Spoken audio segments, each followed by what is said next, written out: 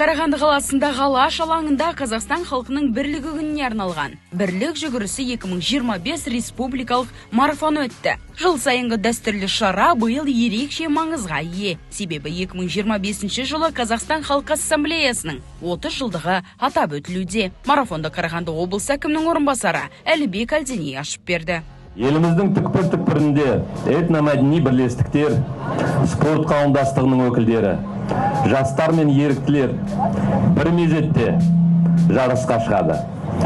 Осындай шаралар бірлігімізді бекемдеп, ұлттық құндылықтарымызды дәріптеуге, жастардың бойына патриоттық рух пен бір-біріне құрмет сезімін сіңіруге ықпал етеді. Жарысқа облыстық ассамблея мүшелері, этномәдени бірлестіктердің өкілдері, белгілі спортшылар, қоғам қайраткерлері, сондай-ақ спортты жанына серік еткен қала тұрғындары қатысты. Қатысушылар 2 шақырымдық қашықтықты жүгіріп өтті.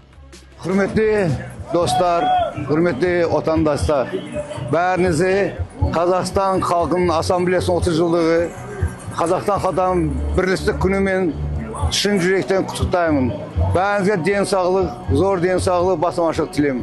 Қазақстанымыз аман болсын. Жасасын Қазақстан. Бірлік жүгірісі 2025 тек спорттық жарыс қана емес, бұл еліміздің мәдени мұрасына, бейбітшілік пен достыққа, бірлік құндылықтарына деген құрметтің көрінісі. Іс-шара соңында барлық қатысушыларға естелік медальдар табысталды. Бұл жарыс Қазақстанның бірлігі мен татулығының символы.